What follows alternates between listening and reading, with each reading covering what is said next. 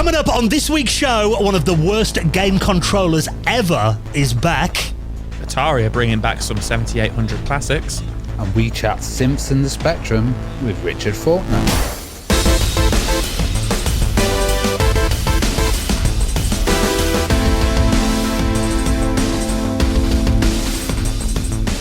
And the Retro Hour podcast is brought to you each and every week with our incredible friends at Bitmap Books. Now, one of my favourite books that they've done recently is Ants to Zombies, 6 Decades of Video Game Horror.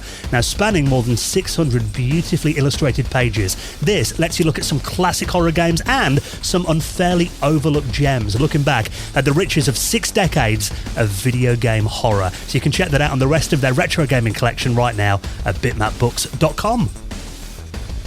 And with our mates at PCBWay. Now, you know PCBWay, they offer top quality, fast turnaround PCBs and also services like 3D printing and CNC milling. And you know they're massive supporters of the retro community. Have a look at their website and check out the Shared Projects page where you can explore so many incredible retro designs and hardware. Check them out and get a quote today at PCBWay.com.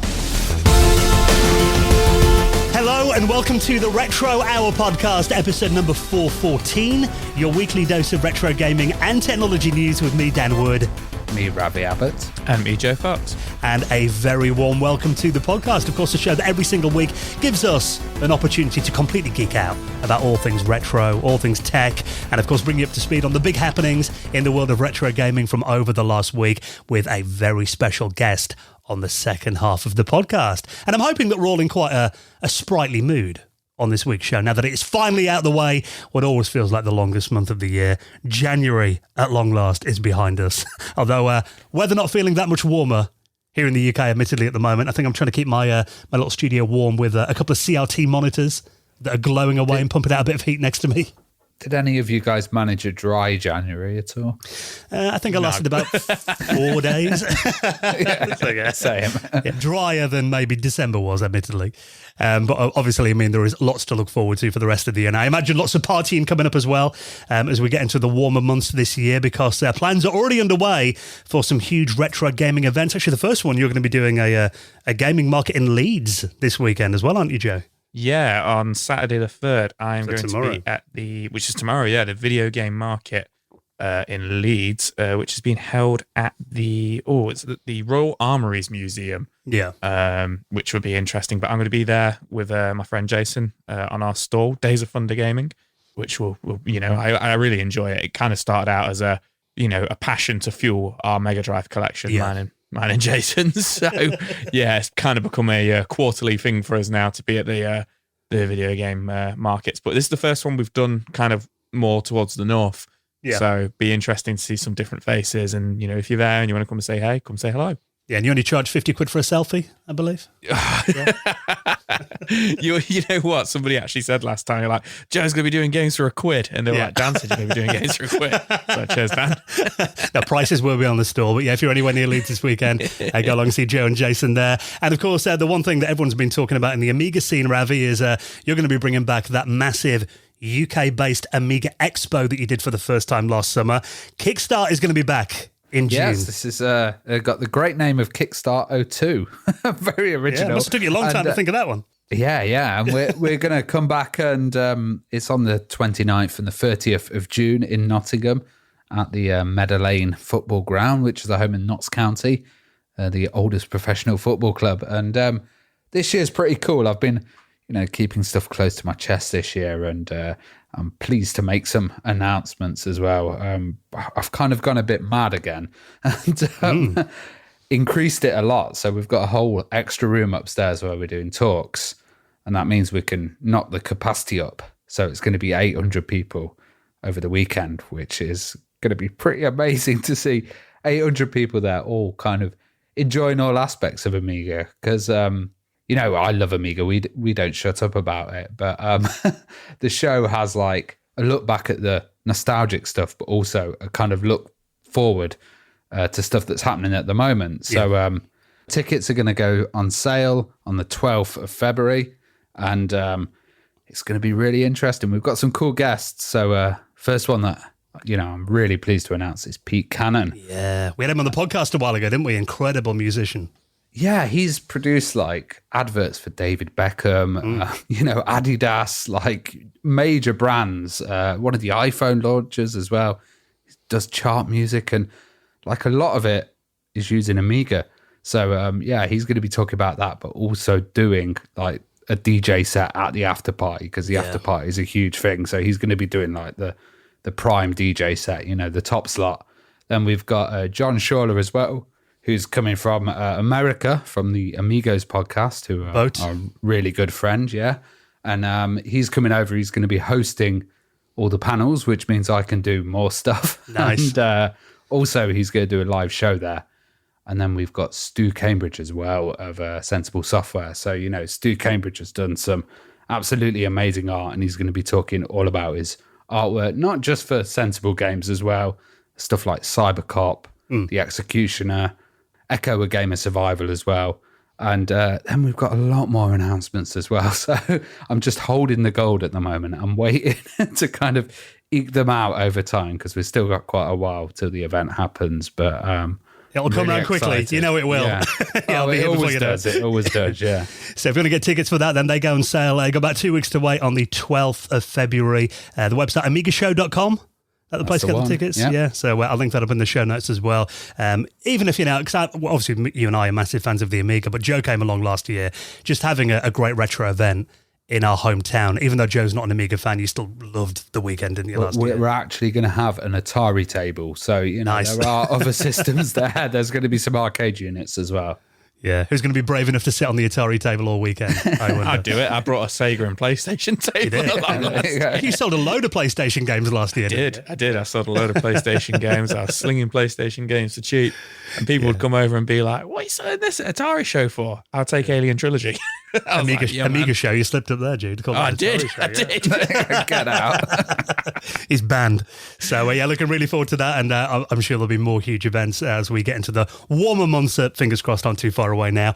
But speaking of events, someone that we've seen at a couple of events over the years, in particular, these small little intimate events at the Retro Computer Museum in Leicester, is today's special guest. And he also does some really interesting work on the ZX Spectrum Next. And actually, I got hold of my Spectrum Next, the Kickstarter 2 model that landed on my doorstep just before Christmas. And I did put a little image up on our Instagram of it under my Christmas tree, which was very nostalgic.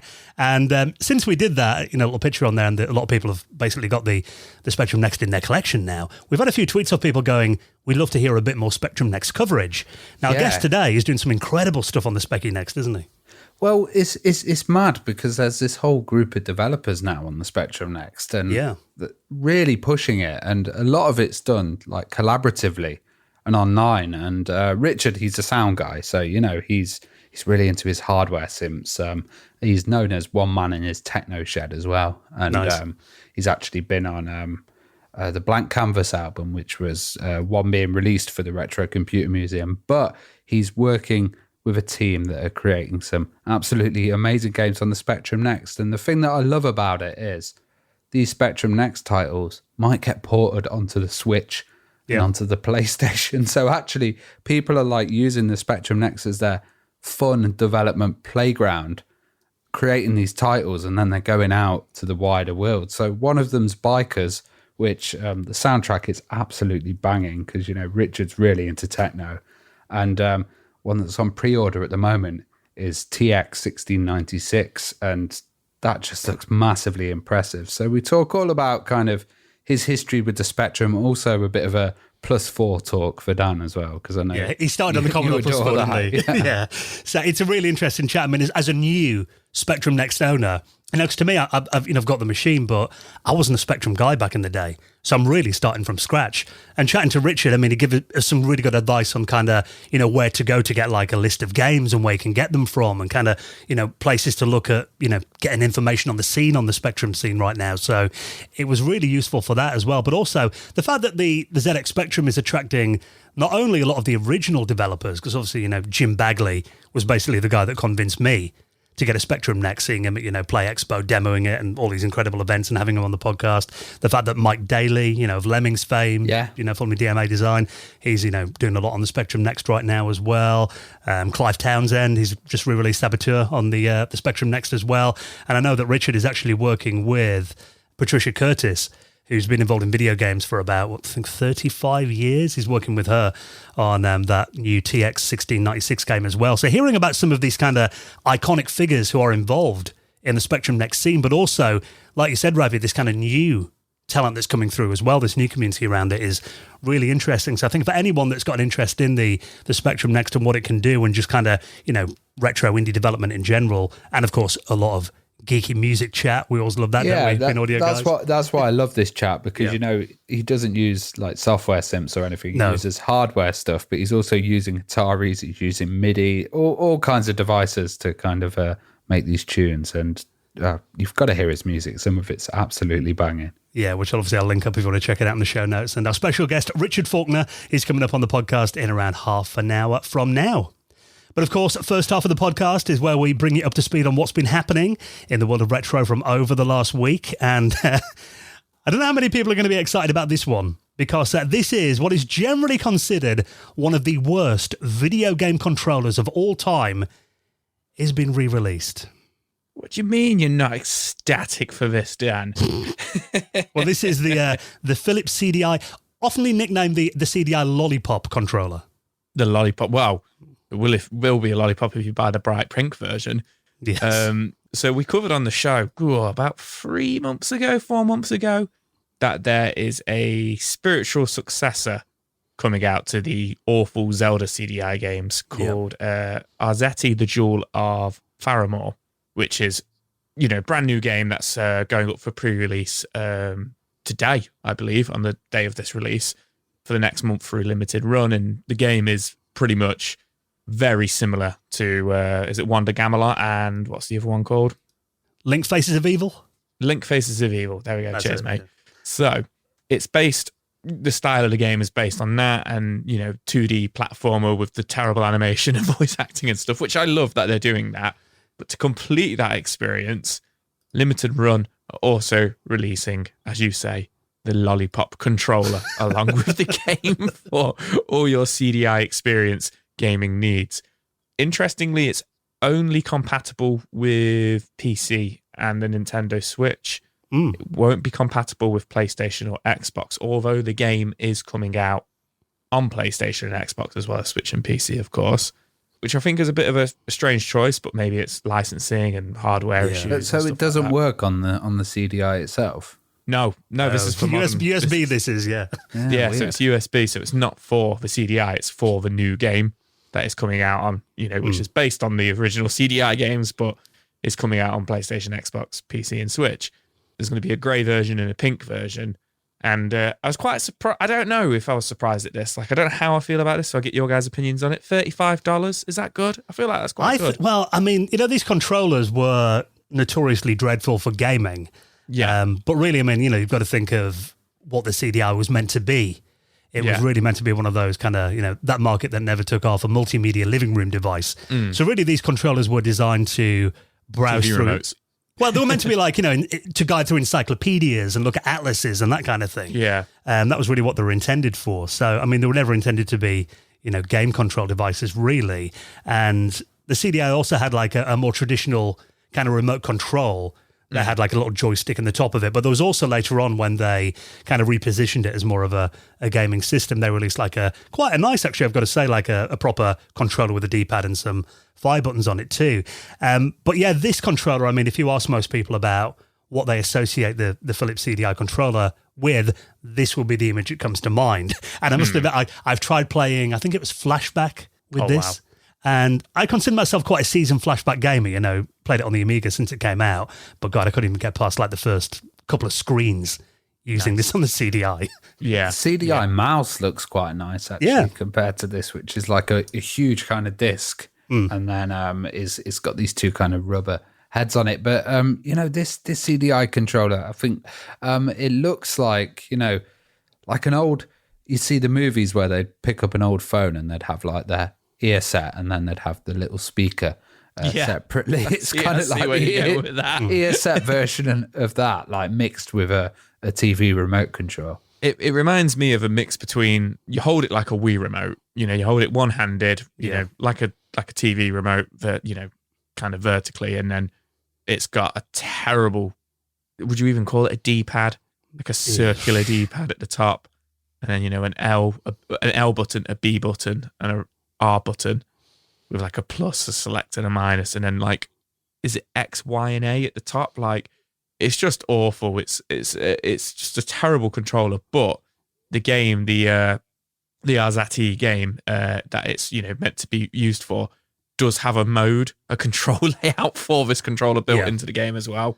So obviously it's meant to go with this game. But if you are an absolute just like, glutton for punishment, I guess you could play other Switch games with this controller if you really wanted to. Imagine trying to play like the Quake remaster or something with it. Yeah. Mario Odyssey or something like that. That'd be an experience. But I think it is very cool they've done this. Obviously, it's a bit of novelty, isn't it? And, the fact that, I think even for the price, if you look at original Philips CDI controllers, actually have quite a lot of money now on eBay. Okay. Again, because of their rarity, I guess, these days. It's available in original CDI grey, but also, like you said, a bright pink version too, which at first I was like, I remember ever seeing a pink version of it on the CDI, but it makes sense because the logo of the game is in pink and the main character, and they've got some vinyl releases of the soundtrack that are also this kind of bright pink colour as well. Yeah. So it kind of fits in with the aesthetic that they're doing, which I think, the whole thing does feel a bit novelty, doesn't it? Those Philips CDI Zelda games have got a bit of a cult following, but I don't think anyone takes them seriously as like good games. Yeah. So the whole thing feels a bit tongue-in-cheek anyway. So I think, for that kind of style, this having one of these controllers really completes the look, actually. So, very interesting. Like you said, pre-orders are available now, and if you want to get the game on Steam as well, I think that comes onto Steam in a couple of weeks' time on Valentine's Day. Nice. February the 14th. So could treat your other half. I know what I'm doing. If you want to get dumped. So something else, actually, that's very niche, and I must admit something I wasn't at all familiar with, and I wonder if Joe, being our resident Sega fanboy, has heard of this, just proving again that Sega was so ahead of the time. Because, you think now, biggest thing in technology, in modern tech, artificial intelligence. But it turns out Sega actually released a computer dedicated to artificial intelligence back in 1986. Now, this is the Sega AI. I hadn't heard of this. I'm not going to sit here and go, oh, yeah, I've got one of these in the loft, or, oh, yeah, the Sega AI, I know everything about it. Nope, not a clue. Got no idea. And I was half expecting you guys to turn around and be like, yeah, we had one of the developers on the show or something. Oh, I wish. I mean, usually it's a Japanese machine as well, isn't it? So that would have been tough, yeah. It's very interesting because, I tried to do a bit of Googling around to find out a little bit more about what this device is, and all I could find was like a couple of forum links. And it turns out that this machine came out in 1986 for the Japanese market, and it was aimed at the education market, especially basically trying to teach kids what they thought at the time was kind of the up and coming AI revolution, which obviously in 1986 very ahead of the time. And it comes built in with a programming language called Prolog that was actually designed for creating artificial intelligence programs. So even though it came out on a very limited run in Japan, there were plans apparently to release it in America. But then, with Sega kind of pulling out of the educational sector and focusing a bit more on gaming, it turns out those plans never came through. But looking at it, it is a very interesting looking device. And in terms of the hardware as well, I've never seen a computer that looks quite like this. Yeah, it's like a big mashup of stuff. So they've got like a keyboard that's built in, but that sits on top of a touch tablet. Yeah. And then you've got like a cassette unit on the side as well, and a really strange controller. With also the option to have an external bus put in there, a 8-bit CPU sound unit as well that could get put into there with 2 joysticks going on there, and a printer. You can also connect it up to a phone as well, so it's got a little kind of modem option. Pretty insane for back then, and it seems that there's only around 13 to 15 games that ever came out for them, and they're stuff like Alice and Popo's Adventure and Mozart Academy, all kind of edutainment games. Yeah, and it's got an NEC Corp V20 processor, which was an enhanced version of the Intel 8088, and also has different options as well. You can have the Prolog language in ROM, or there was basic and logo options as well, for that educational market. But the reason we're talking about this is, the fact that we hadn't heard of this before.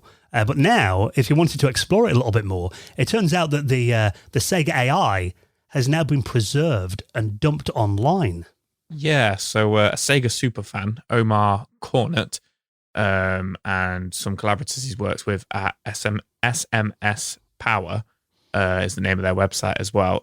They've just made a huge kind of like data dump, completely public, which is including like ROMs of all the games, photographs, like MAME drivers, you name it. Like, it's really interesting to find out where they got this from, because of, as you say, before now, there's little to no information about, I was going to say this console, but this system on the internet anywhere, other than a few forums and pamphlets and stuff like that.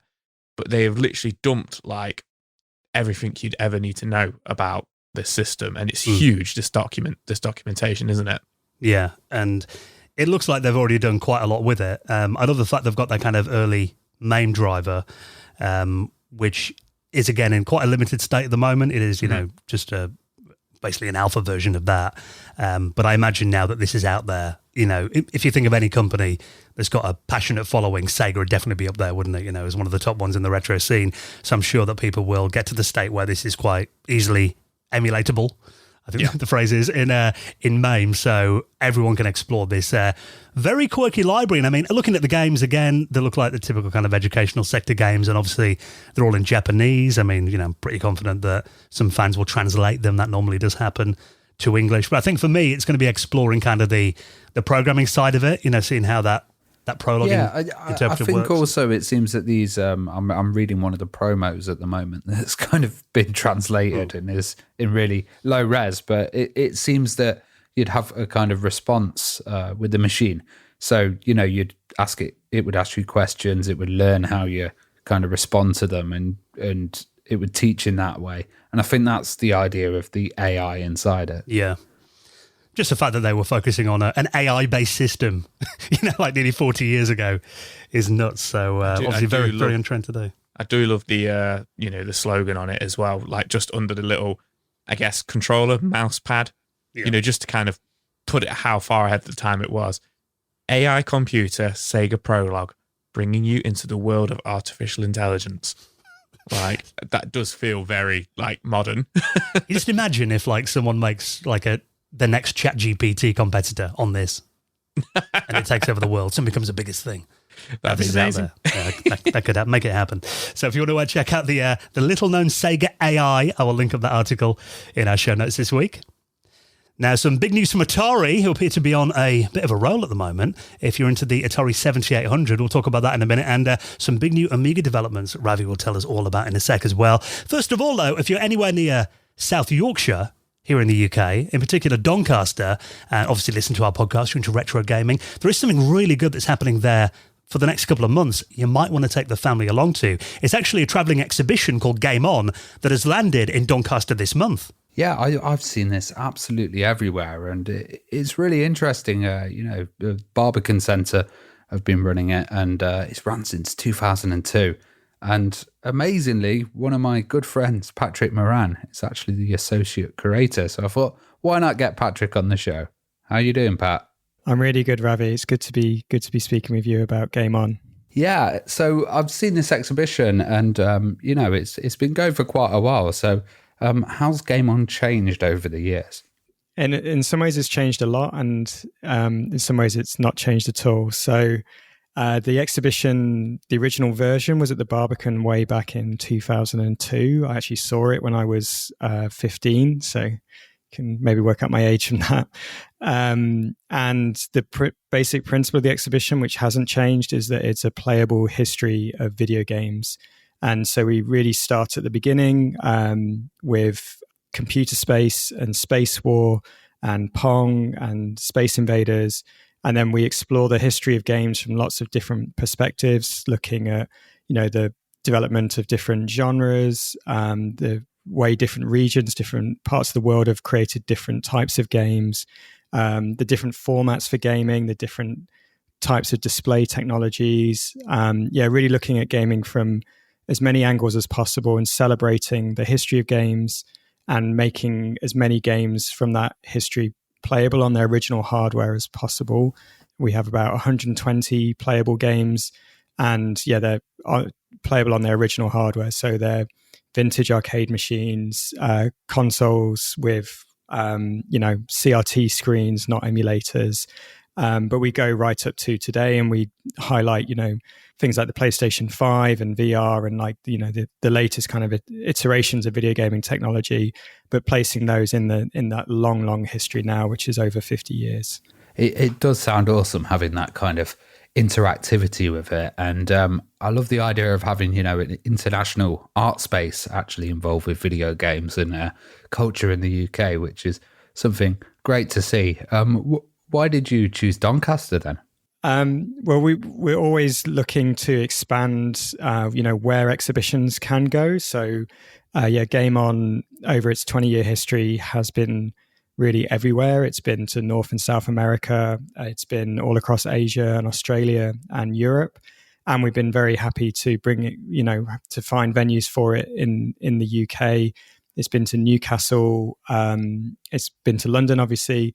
And Doncaster and Yorkshire was really exciting for us because the show hadn't been there before. And in Doncaster, there's not a big kind of exhibitions or culture institute at the moment. And so working with Doncaster Dome, we were really glad to be able to bring this, unique museum experience to audiences in South Yorkshire. Oh, that's absolutely awesome. And I just think it's great seeing the kind of art sector involved with this stuff. And what would you say is your favourite personal game that you've played there, or favourite machine to get on? Oh, that's a really tough question. I guess because when we install the exhibition, obviously you have to test the games. I guess I've got more competitive again, so it's great fun to be playing Smash Brothers with some of the installation team, and it's a game I think I'm relatively competent at. So that was a good one. But there really is so much in the show. We go from racing sims to farming simulators to text adventures to some of the first 3D games, some of those early arcades. We have a Daytona arcade machine. Oh, nice. There's so much for people to play and try. So, I think that's the kind of, the great strength of the show is that it really is something for everybody. If you're, as I'm sure a lot of your audience is, like sort of people with their own gaming collections and know a lot about the development of video gaming, they will find unique games in the show, but also for people who don't really know gaming, it's a great space to kind of like try and experiment and just get a better sense of what gaming can be or has been, because, and you don't need to spend a lot of money to both try PS5 games and then also try, play Hitchhiker's Guide to the Galaxy. So, I think that's a really special and unique experience. Yeah, I think, wider culture-wise, it's good to appeal to a lot of people because, the video game industry is such a huge thing in the world. And even these days, we sometimes see on the news, people are still kind of talking it down or not giving it as much attention that it deserves. And I think this really puts it front and center. Yeah, we really want to celebrate gaming as a culture, as a, the history, and just really highlight that it's been an important part of so many people's lives, and that they can kind of rekindle that interest through the exhibition, or really discover a new interest in gaming through Game On. And it's open for a limited time as well, because it's a touring exhibition. So what are the dates? Yeah, so it's open now. It opened last week, and then we're there until I think it's the 9th of April. And it's open 7 days a week at the moment. Wicked. Well, thank you so much for coming on, Pat. Thanks, Ravi. It's such a pleasure. So if you want to get tickets for Game On in Doncaster right now until April, I'll put those in our show notes this week as well. I just feel like every week we're talking about big news from Atari. Obviously, we had the 2600 Plus, but now they're showing some love to the Atari 7800, which I've always found quite an interesting machine. And obviously, you know, the 2600 Plus can play 7800 games. So this is quite timely if you did get your hands on one of those maybe for Christmas last month. But Atari are now publishing 3 Atari 7800 classics and also bringing back the controller, the CX78. I don't think I've ever even seen 7800, to be honest, but it was the competitor to the Nintendo in the Master System, wasn't it? Yeah, I've got a feeling, didn't they bring that? I think it was kind of developed before the video game crash and then kind of abandoned and kind of set on a shelf, didn't it, for a couple of years? Oh, okay. And then, like you said, I think Atari basically brought it back to compete head on with the NES. Yeah. Obviously nowhere near the success level that the NES had, but the 7800 has definitely got its loyal fans. Yeah, for sure. And the games in question are going to be Fatal Run, Food Fight, and Ninja Golf, which I'm fairly sure Ninja Golf, the Yankee Video Game Nerd, covered. Yeah. His reviewer for the Atari 7800, which must be about 15 years old now, actually. Well, these 3 games, I mean, Fatal Run, that was a post-apocalyptic racing game where players get to deliver a vaccine to save humanity. I was very timely with the last couple of years. Food Fight came out in 86. That's a game where players throw food at chefs while you race to eat an ice cream cone. And then you've got Ninja Golf here, which is weird. It's kind of a side-scrolling action game with golf elements in there as well, where you fight enemies between shots. Yeah. A few of these were on the Atari 50 collection. So yeah, they were, you might have played them. That's weird. It's like golf is one of the calmest kind of games ever. And then it's like attack and then golf. Yeah. A bit of a strange one, isn't it? But the controller that they're releasing as well, the CX78 Plus, I guess it just kind of screams, you know, because I don't think that, am I right in thinking that wasn't the original controller for the 7800? That was the one it shipped with. It was the one it shipped with. Yeah, okay. It was the one that it shipped with. I've got a feeling there may have been an earlier revision, like I said before, the video game crash. But I've got a feeling that, this basically the CX78 was obviously an answer to Nintendo's D-pad, base controller. So you got a D-pad and a 1 and 2 button on there. And although if you look at the D-pad is there, but there's also a screw-in joystick. Yeah, I did notice that, and I did find that quite interesting and made me think I kind of want to see one of these and play with one of these now just to see what they feel like. But yeah, it's cool that they're re-releasing all this Atari stuff, and we've said a few times on the show only in recent weeks, it's nice to see Atari back on track, releasing games again, and not hotels and casinos and stuff. I always kind of like the slanted designs that they do with the Atari stuff, where they've got angles, and it seems a bit weird though. These 2 little recesses for the buttons. I can imagine, people would get loads of sticky stuff or food or stuff like that, crumbs trapped in these.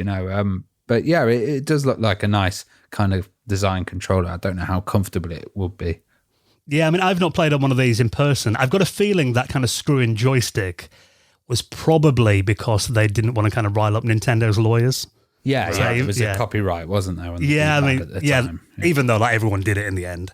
But I think, obviously at that stage, they were just kind of, playing it careful, I suppose. But you can unscrew that joystick, so it is literally just a D-pad. Like you said, you've got the 2 red fire buttons that have got kind of finger grooves that, probably would, rest a kid's finger in, maybe not mine these days.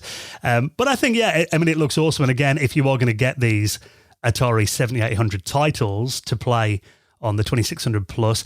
I'm looking at their website now, the 3 games, obviously they come out in physical. Interestingly, no manuals included though, which... Oh, that is strange. Yeah, it does feel a bit of an oversight. But also, I think this is good that it's available worldwide. I've noticed that a lot of the stuff has been USA exclusives, but all the 7800 stuff seems to be worldwide, which is maybe there's different licensing laws in different regions of the world, but... I thought they were just doing US exclusives with all the stuff that they were releasing recently. Or maybe the 2600 Plus has been selling pretty well in Europe. That could be a reason why they're now kind of, expanding these to... Yeah, that's also worldwide available. But but I think having the 7800 controller to play 7800 games does make a lot of sense. I mean, I've been looking through it. I imagine this is designed to plug into the Atari 2600 Plus. It will have a D-sub connector rather than having USB, although it doesn't mention that detail on their website, interestingly, but that is what I imagine it's going to be. Priced pretty reasonably as well. I mean, the games are going to be $29.99. The controller's $24.99. So, which I think is pretty reasonable for, modern kind of updated controller that looks and feels identical to the original. So, if you want to get hold of those, I'll link up that page on Atari's website right now. Nice to see so much good stuff coming out from Atari recently. Now, just one more story to talk about before we hop into this week's special guest, Richard Faulkner. Lots of information about the ZX Spectrum Next scene coming up soon. But also, the Spectrum Next scene is not the only place that's really happening right now. Feels like the Amiga, as always, Ravi, there's some exciting developments in the Amiga world, including something that you were talking to Joe and I about a couple of weeks ago called the AmiCube. Yeah, this is the AmiCube F1200, and this looks really cool. AmiCube are the guys that previously did some of the newer Minimigs. So the Minimig was open sourced, and explain what the Minimig is for people. The Minimig is a FPGA recreation of the Amiga, and this was actually years ago. I think there's a video of me on YouTube, like in 2005 or something, like looking at one, or 2008, and this was one of the first times that we saw kind of the Amiga getting recreated on an FPGA chip. And it got open sourced. The core of that was then used on the Mister. So, people are using the Mister at the moment. That's still the Minimig core. But AmiCube did an updated version. So you could put modern features in there. You could have, PyStorm. You could have different CPUs in there. And now they've decided to create their own designed FPGA computer. The focus of the computer is compatibility with the Amiga, but it's also got a lot of other options as well. So I think this is good because it pushes it into the kind of wider world as well. So it supports 50 different systems. That's what they're hoping to do. Very much like the Mister then. Yes, yeah, but a piece of kind of hardware that's not kind of designed for something else, that it's got the Sega support, Nintendo Neo Geo, and hopefully that will all be implemented in FPGA. But then it's got some pretty nice stuff in there as well. MIDI capabilities, 64 mega RAM, USB support, DB9 joystick support, a Wi-Fi module, real-time clock. So looking at this, obviously, I think there's going to be a focus on the Amiga side of it at the start. But once you get this system, it looks really cool, and it's a mini ITX design. So you can have it in a small little case, and I think people will start making custom cases for these. And it just looks like something with tons of potential.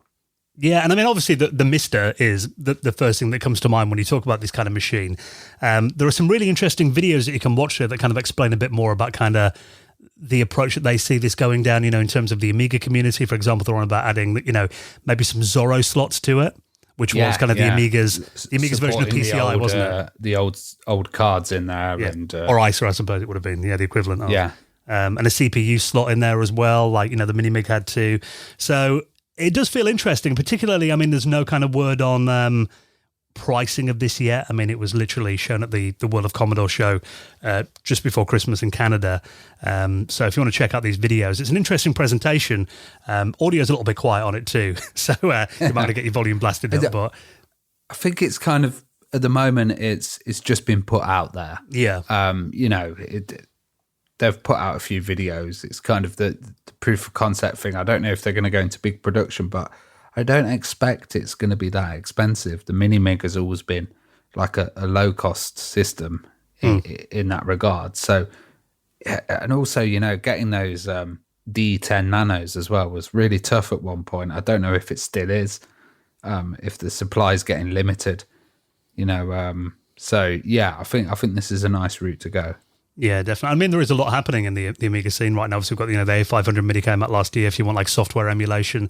I know Amiga Kit are doing something called the A600 GS, which is going to be kind of a Raspberry Pi sized Amiga emulation box based on the ARM architecture. Yeah, that's interesting. That's ARM based. I think that's I don't know if it's an FPGA, but I think that's more aimed at the kind of workbench operating system kind of stuff.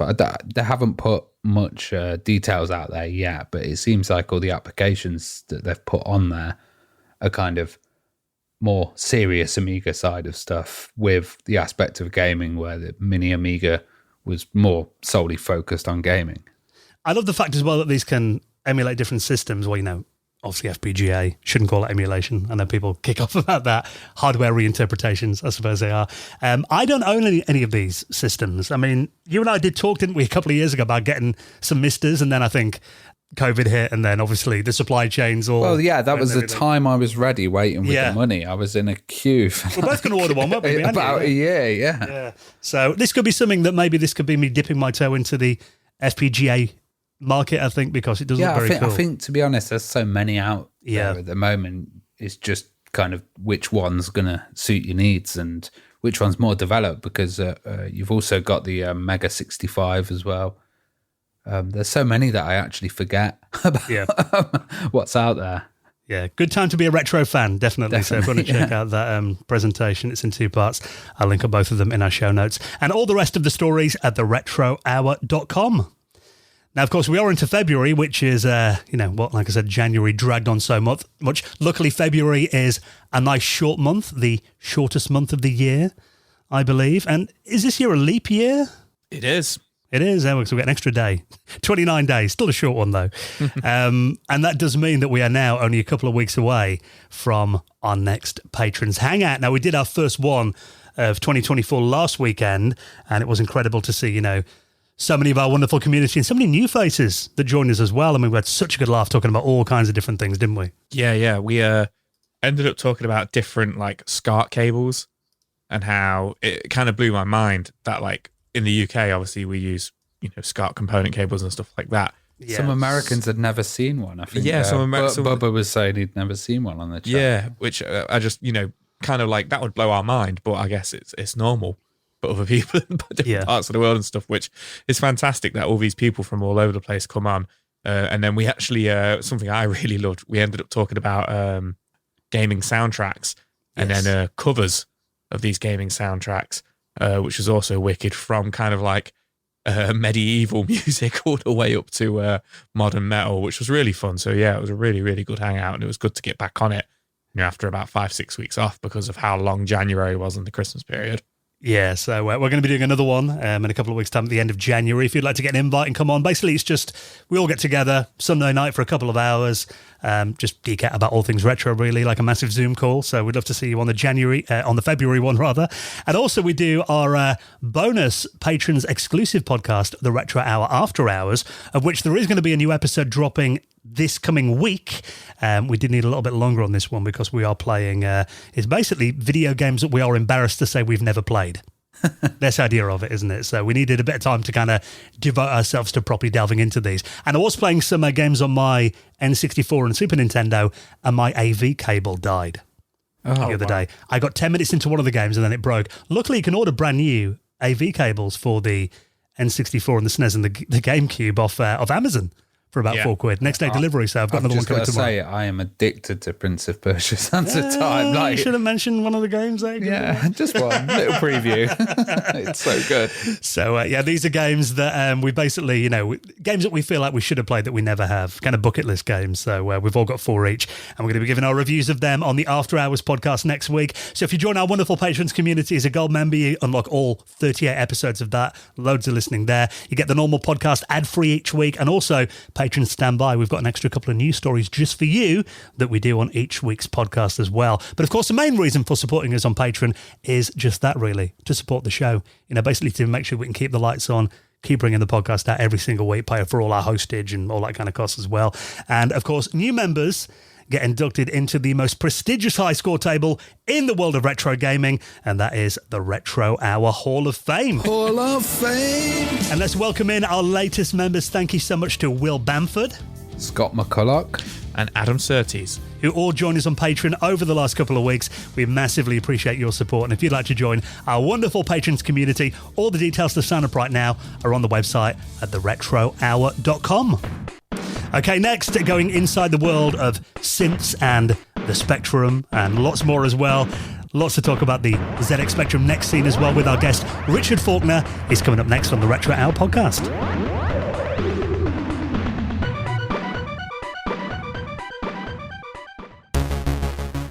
You're listening to the Retro Hour podcast, and we're here today with Richard Faulkner, and he's known as one man in his techno shed. He's been making music since the Commodore Plus 4, and he's now making music for the ZX Spectrum Next. And it's great games that have just come out, Bikers and TX 1696.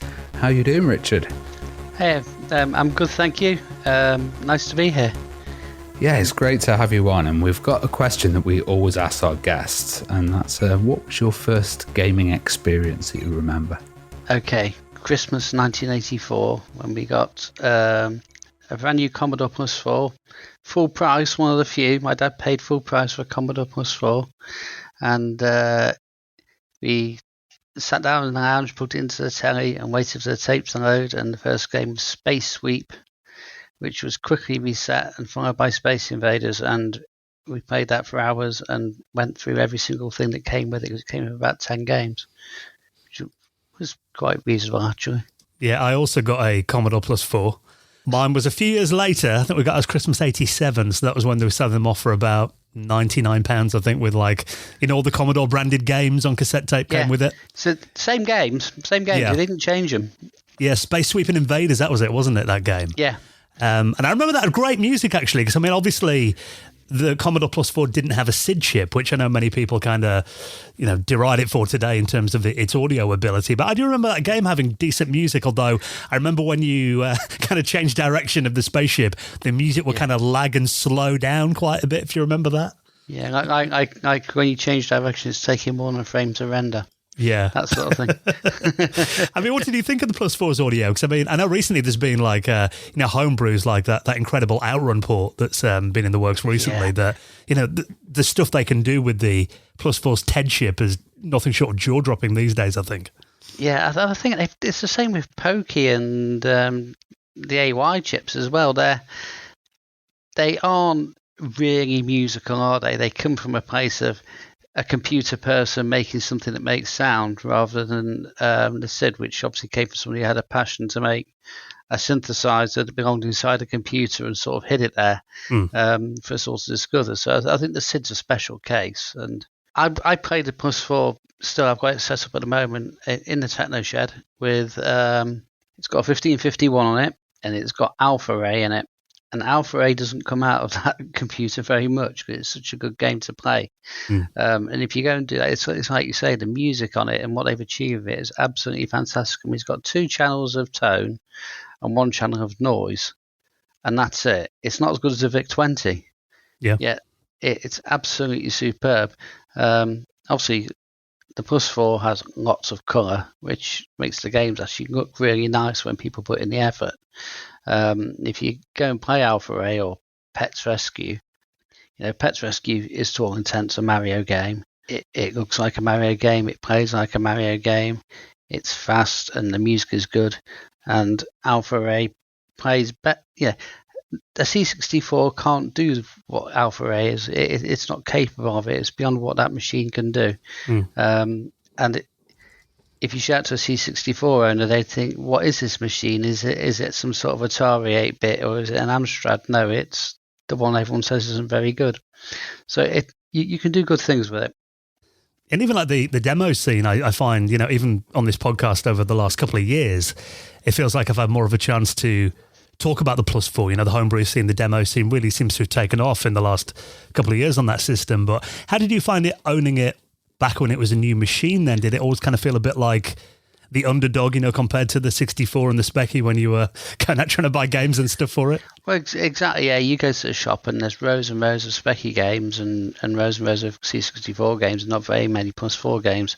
And Sean Southern is our saviour when we were kids. That much is true. The amount of Plus 4 games that one man wrote is fantastic.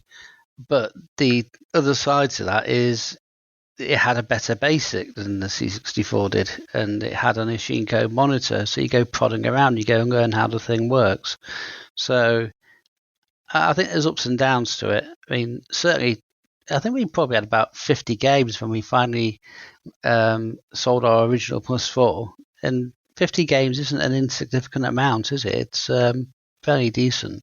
Well, you sold that for the Spectrum, and I think the Plus 4 was originally kind of aimed as being a bit of a Spectrum killer or taking on the Spectrum. Yeah. What was it like when you got that, and how did your kind of taste of music change, and were there any pieces that really stood out for you?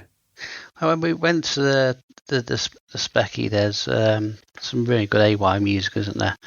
I mean, I think the first thing we did is I used to take a lead from this music was everything I was about as a kid. I learned to play the guitar from about the age of 5, and I could go up to a piano and just play it, and that was something that I just had. So when you get in your computer, it's all about the music. And I think the first one I found that I thought was really good was Outrun. So that was, my dad had this nicely spanking Iowa stereo on the side. And the moment they left the house, it's like, well, this cassette lead can be made to go in the back of there, and we'll be pumping that out there loud. So yeah, Outrun was probably the first. I mean, I think in terms of absolute masterpieces, Tim Follin with Ghouls and Ghosts and Agent X2, they're incredible.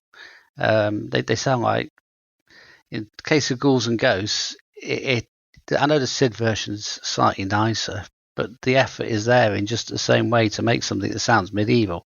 It's absolutely fantastic. And if you listen to Agent X2, it does sound like 1970s prog rock, which I love. I'm probably the only person in the world of my age who loves it, but I do. Tim Follin's an absolute genius. The RoboCop and Batman the movie had amazing soundtracks, but they always stick out as well. Both the in-game tracks, which were very suited to the action, but the title music as well, I think was really, really good in those two in particular. And did you have any musical training then when you were a kid? Yeah, so when I was about 3 or 4 years old, I went to my grandma's house, and my Auntie Christine had just moved house and had to leave a piano there. And I just went up, and in about 10 minutes I was playing tunes on it. And went home, and I kept on saying to my dad, I want a piano. And I got a guitar because they could afford a guitar, because back then pianos were expensive.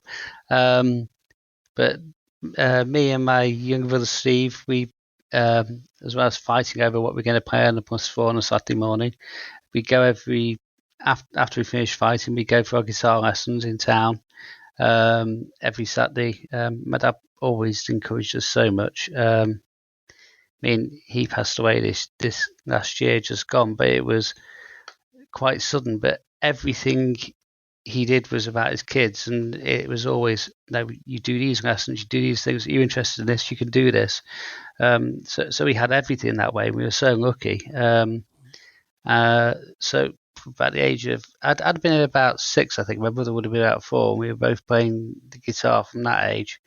And when we got to about age 11, 12, at school, I learned to play the cello in the middle because they said the guitar wasn't a real instrument for some reason.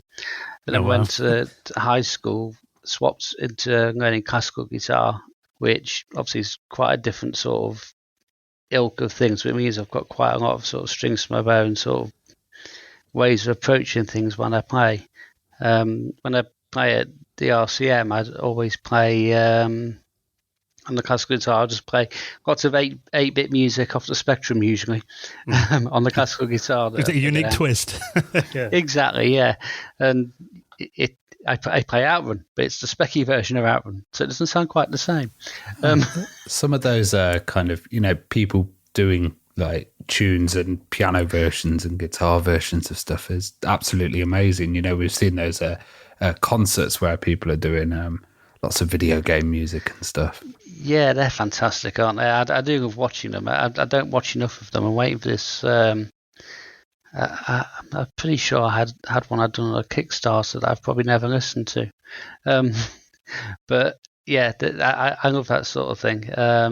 That reimagining sort of thing. It's like a cover version. You either have to, when you cover a song, it doesn't matter if it's a pop song or a Spectrum beeper tune, what are you going to do with it? But you're not going to play the same thing or make it worse. there's no point. You've got to be better or different and have a twist that makes it, something new to the audience that you're playing it to and to you yourself, because it has to be interesting to do, because you're doing it for fun at the end of the day. For me, play music for a living. My brother does for a living.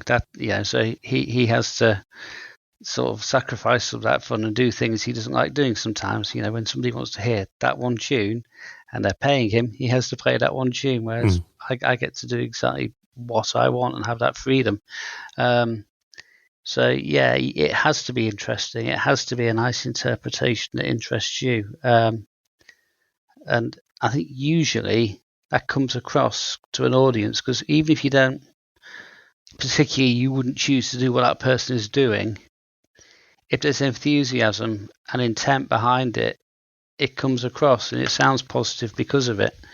You don't necessarily, it might be in a style that I'm really not into. But if you put the energy into it, I feel it, and I think other people do in response in the same way. Yeah, I was binge watching Banjo Guy Ollie on YouTube on Sunday night after one of our patrons brought him up in our hangout, and it's never thought I was into banjo music before, but actually loved everything he's doing on there. So I think just the style and the fact that obviously I recognise the songs brought an extra dimension to it. And the fact it's different and it's engaging and he enjoys doing it, that's what makes it. Well, also you're into techno as well. What was the kind of process like on the Spectrum then, trying to kind of create some techno sounds back in the days? And were you playing around with Basic? So frustrating initially, and we got all the sound trackers and all that, tried all them.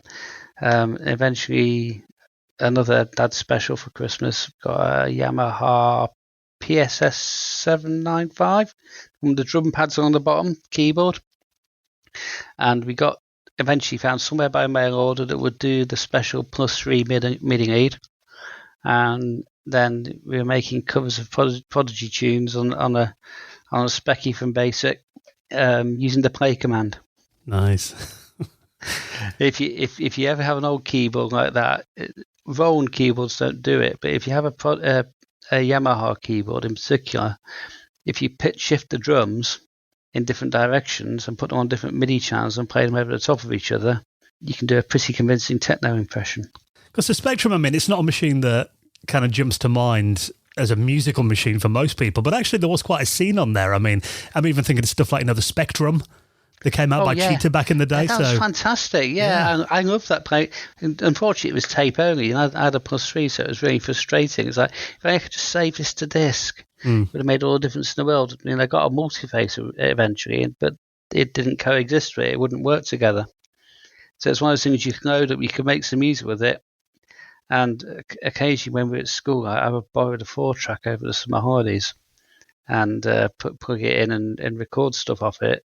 Then obviously lay my own stuff over the top, but that was quite late on, and at that point it was like, I could also buy the Atari ST from school, which was quite useful, because at school that's where I really started going in Cubase, probably when I was about 16, something like that. Yeah, I was going to say, because you have like an Atari ST that's running all the MIDI and then kind of fire it down to the Spectrum. Yeah. So at the moment, the Spectrum actually is not actually playing the music. The Spectrum has a little routine that has an sort of intro called a CTC timer that fires, and that gives you an interrupt at fixed intervals. And then from that interrupt, I can play from a buffer. So I can say, get that byte from the buffer and put that onto the DAC output, which is actually called the Spectrum register on the next. So you take that buffer one bit at a time every time you get an interrupt, and that plays the music. And then at the same time, when you reach the halfway point of the buffer, I set a flag to then tell the main program to go when it reaches the top of the screen next time, go and load the next piece of the audio file from the SD card into the other half of the buffer. and that will then sit there and circle forever, playing whatever audio it can get off the SD card.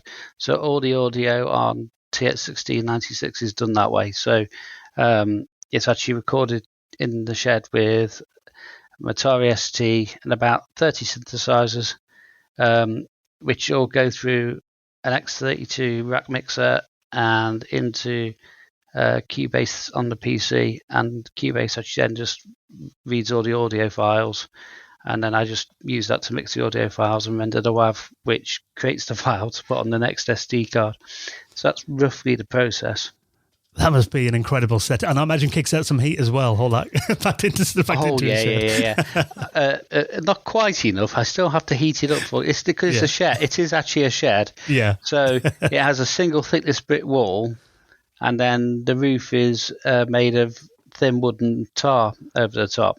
So it doesn't keep the heat in. So at this time of year, it's like go and switch a 2 kilowatt heater on for half an hour or an hour, then see if it's actually warmed up enough that my fingers won't freeze to go in there. Because it is actually a shed. That piece of the title is true. I do love the fact that you're actually using hardware synths, because I know, it felt like for a long time everyone kind of moved over to just doing it all in software, but I just feel like there's been a bit more of a movement back to actual hardware recently. I mean, why do you kind of prefer doing it that way over just kind of software emulation? Real knobs, that easy. Yeah. Just everything is actually a physical thing you can get your hands on. And it sounds silly and probably slightly wrong to a lot of people, because people assume you go and buy a synth and you tinker with everything to the nth degree. And sometimes that's what you do, but other times actually really good presets make all the difference. And if you go and play on one of the most versatile synths I've got is a Yamaha Mod X6 Plus. And on that, you can go and play FM sounds from the 80s, and because if they say it's MODX, like a DX7, that's where the name comes from. So you have sounds that are considered classics, like Lately Bass is on so many sort of late 80s, early 90s records, including people like Michael Jackson and Madonna and, whoever. They're all using the preset sounds on some of these synths. Yeah. And actually, that's because they're really good. And you go to the software one, and they don't have all this immediate gratification. And if you've got a hobby where you're going to make music, you don't want to spend 3 hours making the setup. You want to go and do something and have a result and get the gratification for it. So there's a lot to be said for that too. But actually having separate units, the most recent one I've got is Behringer UBXA, which is a copy of the Oberheim that they used to make Jump by Van Halen. That's its most famous track anyway. But it's just that thing, you touch the thing and it's got real playability. The keyboard is designed to go with the actual synth. It's got aftertouch on it. So when you push down harder on the keys after holding them for a second, it might give you a bit of vibrato, or it might activate a filter, or, change the sound in some way. And all the tones on the keyboard relate to the actual, because the keyboard is effectively, it's a keyboard plus a synthesizer in one housing. But because they're designed to work together, it makes a difference. Also, I just think I grew up with that, and I went away, and I do have a Cubase setup that I had in the 2010s-ish, and I had a program called Tune Track Easy Drummer, and it's the only soft synth I use. There's one other, the Arturia Mellotron, because I love Mellotron, but my shed won't contain a Mellotron, it's too small. Yeah. They're the only two I actually use to this day. It's that gratification thing. If I go and pick up a guitar, it's the same. I have a collection of probably about 12 guitars, and I'll go and pick up each one. They're all different, and they all make you feel a certain way when you actually touch the physical object. It's like with vintage computers, isn't it? I mean, we could emulate all our machines on a PC, but we like having the original systems. There's something about it. We're not just stubborn and awkward. Yeah, my wife wouldn't agree with me on that one, but yeah. My wife's far too nice. As long as it's in the shed. Yeah. Yeah. No. We have computers in the shed, consoles are in the lounge. And nice. So we have a setup there, and I've recently got a nice B&O TV to go in the corner, Cathode Ray 21 inch. Oh, beautiful. And of course they're really thin. It's not a lot thicker than an LCD actually, so you don't really notice that it's a cathode ray tube like you might, if you want to got a big Sony or a Panasonic, they're really beefy in terms of their depth, aren't they? But yeah, that little B&O means I sort of get away with it. Yeah. Or you could always go and visit the Leicester Retro Computer Museum as well, which I've met you there a few times. It's such an awesome place. Like, why is it so special? Have you been to the new building? I've not even. I've not seen it yet. I've seen photos of it, but I need to go see it. The library is amazing. It's actually like a library. It's huge. I can sit there and just pick magazines off the shelf, and I can sit there for hours just reading them. It's so good. They've got a nice new kitchen and bar area they're doing out. Downstairs, they've actually got like a proper arcade with an outdoor area behind it. So that's going to be great in summer when they have their do's, like where we've met at before. Part of it is when you go to some places. I mean, I remember they had the National Video Arcade in Nottingham. Yes. For a while. Yeah. And I went on there, and it felt like you didn't touch. And if you wanted to do any of their special exhibits, you had to pay extra. And it wasn't inclusive. It didn't seem friendly or personable. And, I might have been unlucky when I went. You never know. Did meet Lyndon there, who I'm now working with on Pokey, so that's quite nice. And also the first time I saw her next, which is quite nice. And Treasure Eye and Dizzy on the Sam Coupe, that was also quite nice.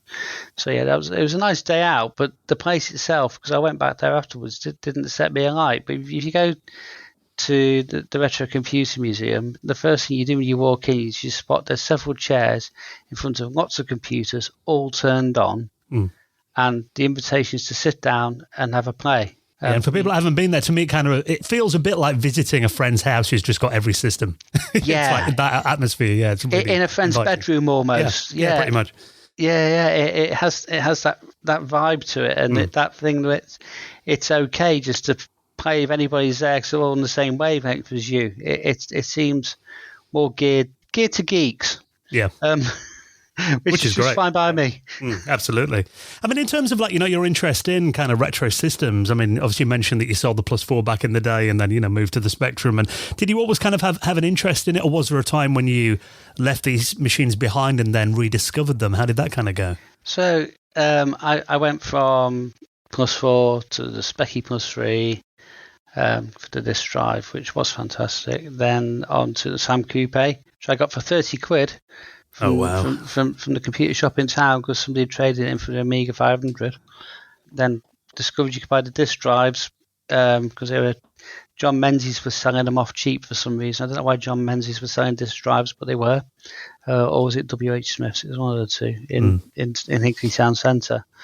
Got the Sam Coupe working. Used the Sam Coupe to do a GCSE project because I figured out you could wire up the joystick port with almost as like an analog to digital converter, and I used it to create like a little miniature drum system where you could play the drums, and the Sam Coupe would then use the MIDI to play the drums over a keyboard, but you had like a drum controller before controllers were really a thing in that way. Then from Sam Coupe you went on to the Atari ST, which we played a few games on, but once we got on Amiga that just went in the cupboard until I discovered Cubase. And then it came back out the cupboard. Give it a second chance. Yeah. And when I was at uni, I had in my room at Keele, I was probably pretty horrible as a neighbour in some ways because I had lots of very loud equipment. I had a Marshall Super Trem stack, and it was 100 watts DIN, which is seriously loud. And it didn't distort unless you got to 3/4 volume. It didn't have a distortion knob. You had to actually overdrive the speaker to make it overdrive. So that was popular. Yeah, I bet your neighbours loved you. Yeah, the girls from stairs in halls. I feel bad for that now. But so I used to have that, and I'd bought myself a Sans Series 6-track with my first student loans thing. Do you remember we used to get a grant and a loan? Yeah, I just missed out on that. Yeah, I started uni the year after they stopped doing the grants, unfortunately. So you're a year later than me because we were last year. But yeah, that paid for a Sound Series 6-track, which is now being refurbished at the Retro Computer Museum for their new music room. So that's nice. I've been able to pass it on. But I used to use that with a Sumpty sync unit. And what you do is you get Cubase on the ST to play the sync track into the Sumpty unit, and that would record like a beep track onto a cassette, onto one track out of 6. When you play it back, it would do the reverse, and that would then send a MIDI sync out. And of course, you could send it out to the Atari, but you could also send it out to the Amiga 500 at the same time, which then, I got quite busy with Octamed and some floppies, and I could then trigger drum loops whilst the Cubase was playing the TG100 little tone module I had, and the old Yamaha keyboard that I had from previous years, and then record guitar and stuff over it on the 6 tracks. That was quite a neat little setup. Yeah, sounds good. Yeah, but with Andy's helping me recreate it. I mean, Simon Marston's busy refurbing the actual 6-track machine at the moment. There's a few little niggles with it, but actually he says it's mostly functional. He thinks it's going to work. Obviously, they have an abundance of old Ataris that I would be jealous of. They said they've got a Falcon, they've got a TT, so it'll be a choice of which one of those ends up running the actual Cubase setup in the studio.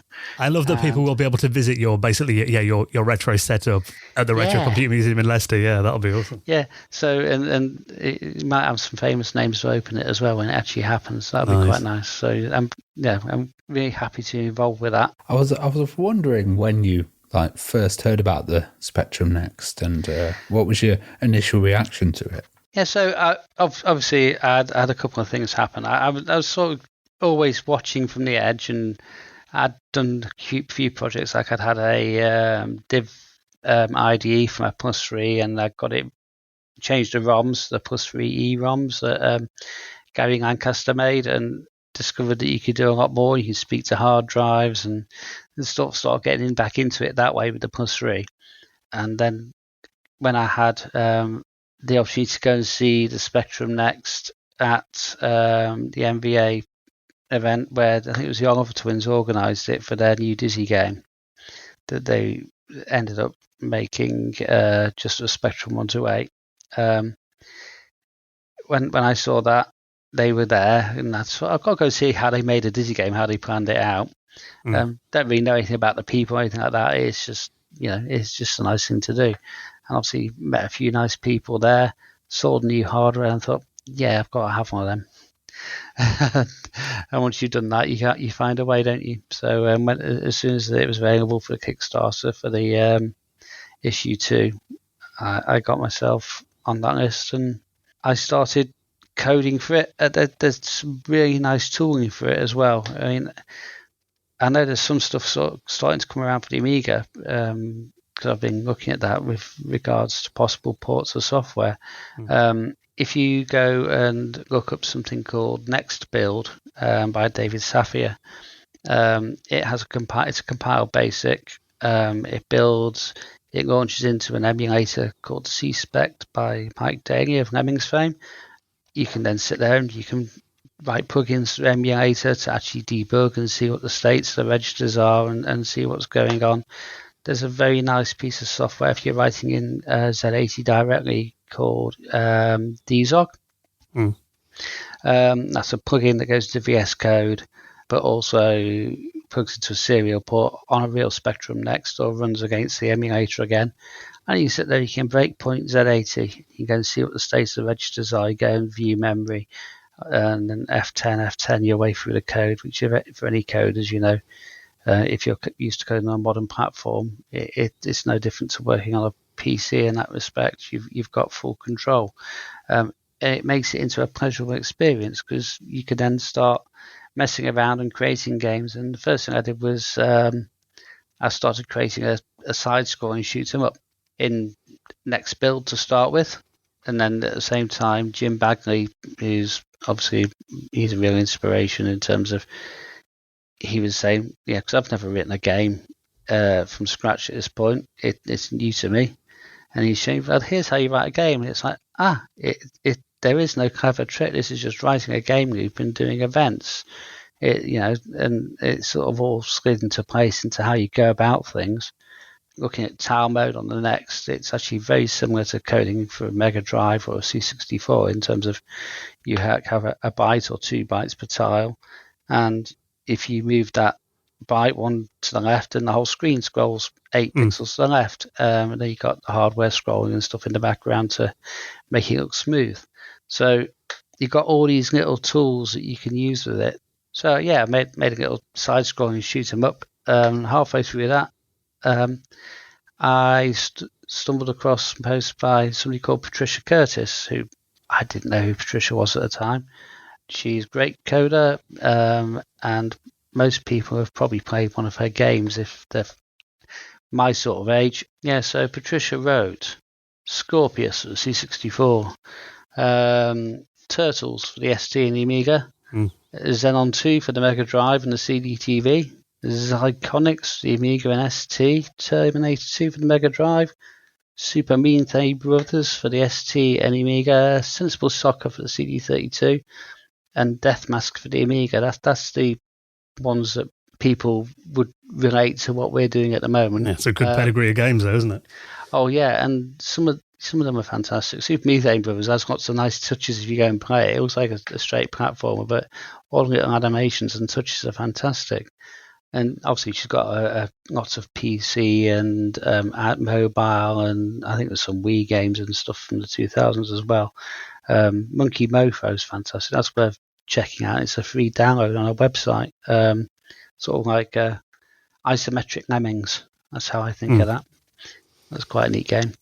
So Patricia's started work on what she considers to be the last game she's ever going to write, and she wants it to be the best thing to go out on. It's meant to be a swan song, a really fantastic game, and she wants somebody to do some music. Now, at the same time, I've also got in touch with a friend who I knew from school.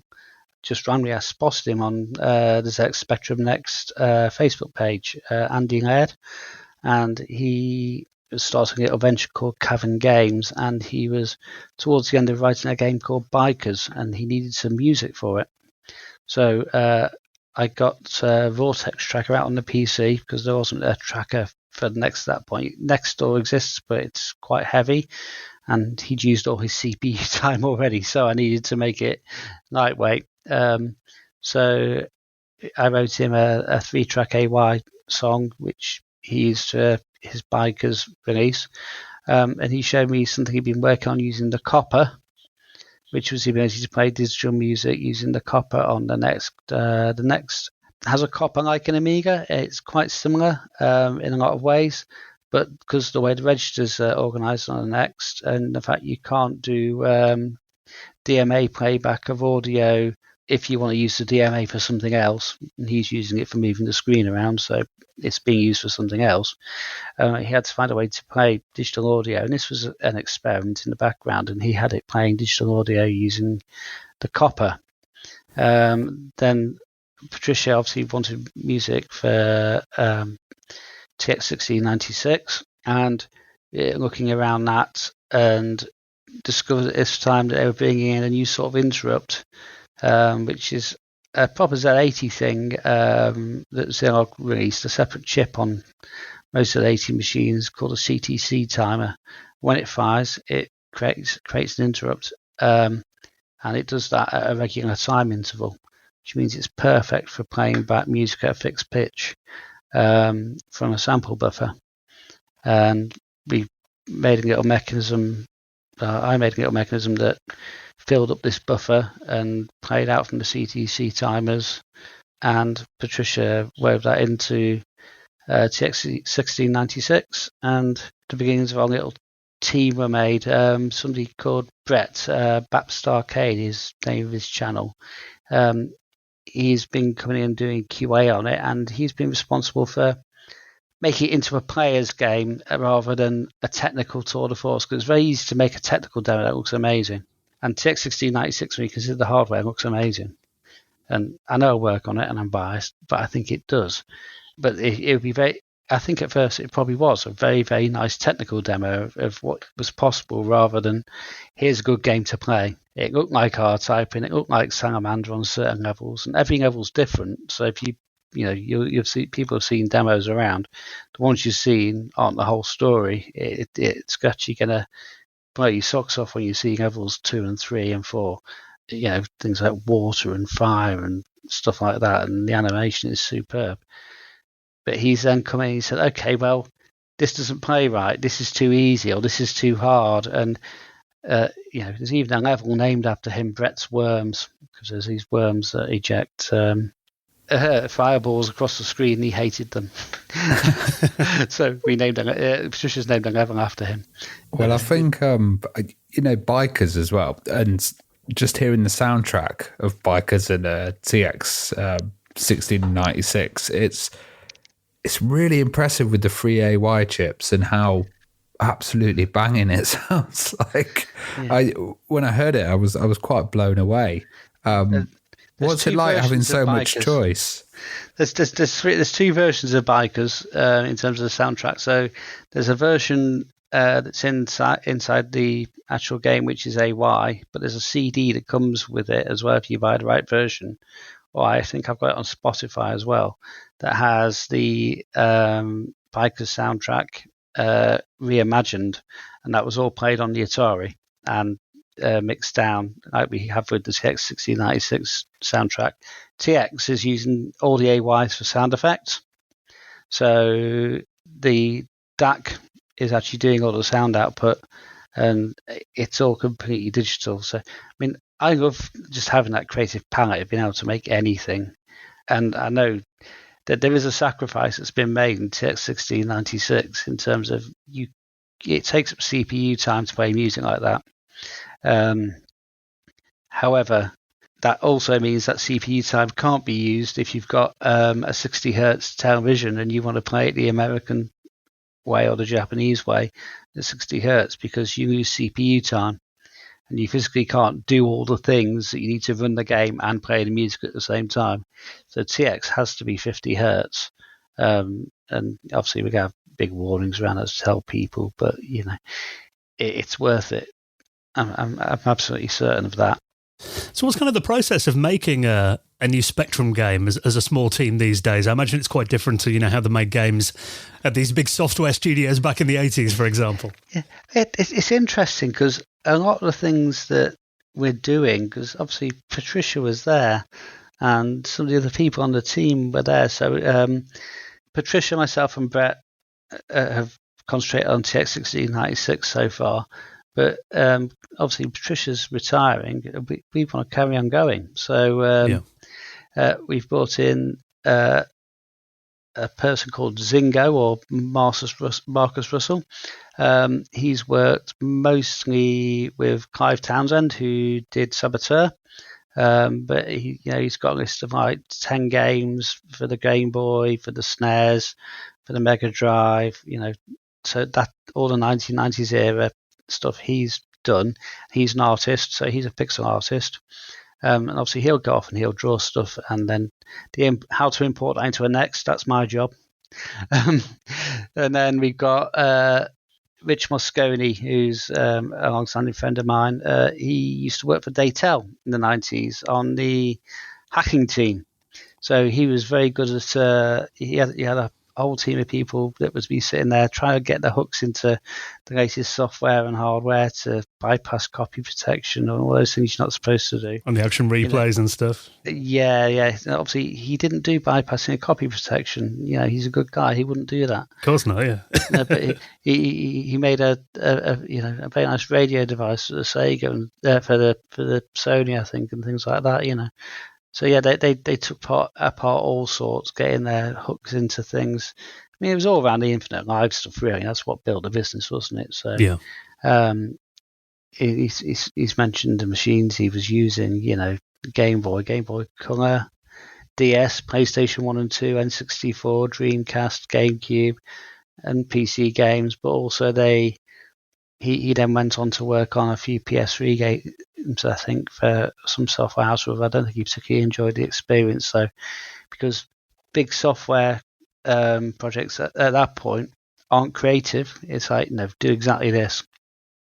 That's no longer a fun experience for a programmer. One of the best things about being a programmer, because I do it for a living, is that ability to use creative solutions to things and think your way through problems and come up with things. And when somebody says, no, do exactly that, it's soulless. There's nothing there for you to do. You might as well have ChatGPT write it for you, because it'll produce the same result. I kind of love the idea that the Spectrum Next is the kind of playground, and it is. You guys work with that, but then also it can lead to like ports on the Switch and kind of modern systems. Have you considered going on to these other systems and kind of porting for these? So we're doing a few experiments at the moment. We have most of the sprites and things that are in TX1696 were modelled in 3D and then rendered down. So we have 3D models, so we can up the resolution on them quite easily. You wouldn't want to change anything else about it, because it's a work of art like it is. I wouldn't want to make it different in any way. Just change the resolution of the actual sprites so they look good on a bigger screen. And if we can get this running, we're thinking of porting Switch, Xbox, PS5 potentially. Those things, if it all works, they're all possibles. And personally, I'd love to go back and conquer an Amiga in some form. I don't know if it's going to be possible, because it's a much bigger job, because the next to the Amiga aren't that similar in terms of how you program them. The next is very like a Mega Drive or a C64 in terms of the model of how you create a game, from my point of view. Some people might say different, but it's not straightforward. Obviously, everything's planar and everything's all about full bitmaps, and you have to render it yourself with the blitter. So that's a massive change from something where you actually have these tiles that when you put the magic number in it just appears there, which is what the Mega Drive or the Next or the C64 do in the same situation. So we'll have to see on the Amiga, but certainly some of the other more modern platforms I think are very doable. Not going to guarantee anything, but we're certainly looking into it hard. I've always loved the Next as a project when I've seen it, at Play Expo, for example, Jim Bagley demoing it there.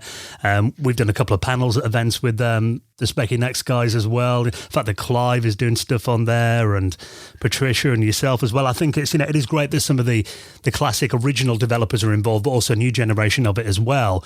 And obviously there'll be a lot of people that got one under their Christmas tree, because the latest Kickstarter backers received them just before Christmas, of which I was one of them.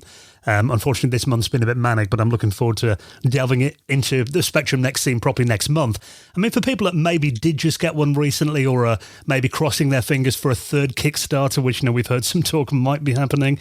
What do you think the Spectrum Next scene's like then? And is there any kind of titles that people should jump into then as like a new user, or anything you'd recommend? It's really friendly, actually. It is how I found it. I've gone in and just you start talking to people and you'll make friends straight away.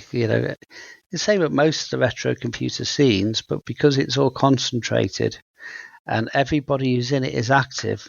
I mean, there might be 12,000 Sam Coupes in the world, the same as there are Spectrum Nexts roughly, but half of those are in lofts or not actively used. There are clones of the Spectrum Next for people who can't get one. You can go and buy an Engo or an XP Pi. You can get it in a couple of weeks if you want one.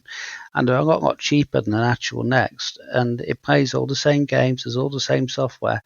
So the whole Kickstarter thing shouldn't really be a blocker in the way I think people might think it is.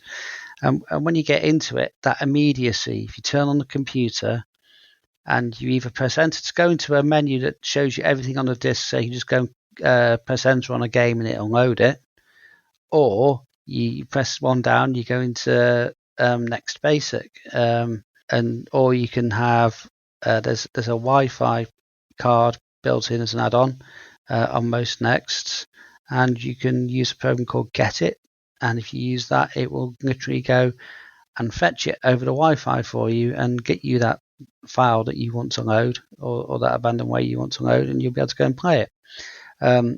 There's lots and lots of games for it now. I couldn't count them on a number of hands or limbs that I have. You're probably talking at least 50 available. Right? You're probably more than you had on your +4 back in the day. I said the number 50 for that as well, didn't I? It feels right. I think Clive Townsend actually has a website where he's written down every single game and where you can get it from. Right. I'll link that in the show notes and if I can find that. I've found it. clivetownsend.com/next. Right. And on there, you're scrolling down for ages. I still haven't played Bomb Jack. And I find the Facebook groups are really interesting as well to kind of keep tabs on what's going on as well. The Facebook groups, it's 113 titles available for the Next currently. Right, wow. So there's plenty there. Plenty more than some consoles that are considered a success, isn't there? Facebook groups are fantastic. And there's a Discord for people who don't do the Facebook thing. I tend to use a bit of both because Discord's quite good for having uninterrupted discussions with people about why doesn't this work? What have I done wrong here? That sort of thing. Because all coders need that support. Or maybe it's just me. But I often go in there and say, what am I doing wrong here? And go and find out exactly what I'm doing wrong. But some very knowledgeable people around there.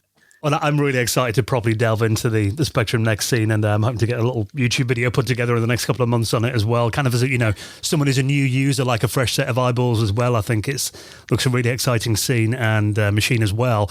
And I noticed that pre-orders are up now for TX1696. I mean, anything else that you're working on right now that we should be looking out for over the next few months? Pogie is something I'm working on music for Linden and Phoebus for Wasp.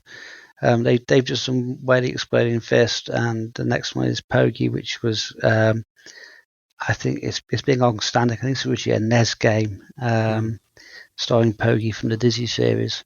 But yes, I've been busy writing music for that the last couple of weeks. TX1696 is going to be massive. And it's luckyredfish.com, and if you register there, then you'll get updates as and when it comes available. I'm sort of hoping that we get enough pre-orders and interest for me to actually do a vinyl release of the soundtrack. Nice. Because it's, on the Next itself, when it's playing it back at 16 kilohertz, where it's all mastered in a nice 192 kilohertz in stereo. So, it sounds much, much bigger than it does even on the Next at that point. So it would be nice to be able to do something with that. So that's up in the air at the moment. I love the fact there's going to be a hard copy version of it as well, because I know I saw Clive's game also came out, his new version of Subutha came out on hard copy as well. I think having a box copy of the game, that just feels really nostalgic as well. It does. Digital downloads are great, but having that game in your hand. I think from other people I've spoken to, more boxed copies are sold than virtual copies. Yeah, I can believe it. People like to have the actual thing. I've got a stupidly large collection of vinyl for the same reason. It's like I like the actual thing. Yeah. And sometimes I might play it on Spotify, and that's all right. But if I'm in the mood to go and listen to it properly, I'll go and sit in the lounge in the middle of the two speakers and turn it up loud. And the day it vanishes off Spotify, you've still got it as well. Exactly, yes. Well, Richard, it's been wonderful talking to you and getting a little glimpse of what's happening on the Spectrum Next scene and these amazing projects you're working on. I'll obviously put a link for everything we talked about, including the priority order list for TX1696 as well in the show notes, so people want to pre-order that. That is available right now, and hopefully we'll get a chance to have a catch up at the Retro Computing Museum in Leicester next time I'm there. So thank you so much for coming on and being our guest this week. It's been great to talk to you. It's been my pleasure. It's been wonderful to speak to you both.